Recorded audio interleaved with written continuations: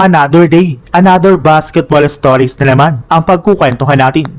At ngayon nga ay pag-uusapan natin ang balitang pinag-aagawan na nga po ngayon si Adeymara at ang balitang bagong center na kukunin na ngayon ng Los Angeles Lakers. Isa na nga po ang 7'4" center na si Adeymara sa mga pinakamagaling na big man na papasok sa darating na 2026 NBA Draft sa susunod na linggo.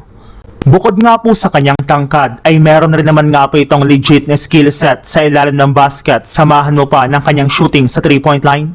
Kaya hindi na nga po katakataka bakit maraming mga kupunan ang nagkaka-interes sa pagkuha sa kanya sa NBA Draft. May ilang mga malalaking kupunan na rin naman nga po ang literal na nag-aagawan dito.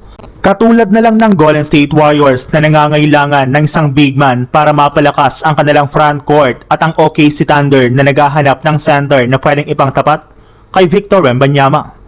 Pareho rin naman nga po nilang pinag-workout si Adeymara sa kanilang mga pasilidad ng mga nagdaang araw. Pero sa dalawang ito ay ang OKC Thunder nga po ang pinakadesidido, lalo pat payag na po ito na i-trade ang kanilang mga draft pick at batang player para lamang makaangat sa itaas ng NBA Draft.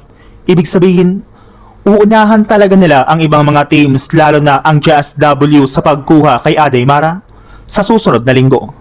Sa ibang balita naman, sinabi na nga po ni Luka Doncic na ang pinakagusto nga daw talaga niyang gawing prioridad ng team ngayong offseason ay makakuha sila ng mga bagong center na magpapalakas ng kanilang frontcourt.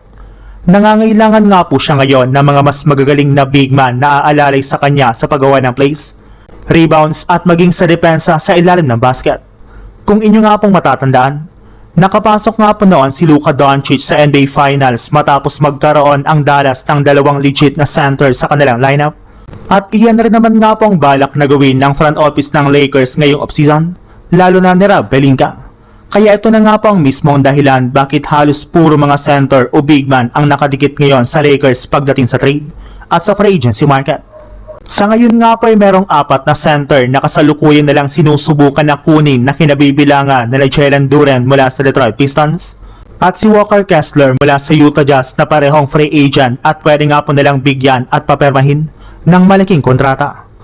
Bukod rin nga po sa kanila, maaari rin naman nga pong makuha ng Lakers kapag nagkataon sa isang trade sina Kelly Ware mula sa Miami Heat at maging si Isaiah Stewart na kasalukuyang kinukuha ngayon ni Rob Pelinka mula sa Detroit Pistons.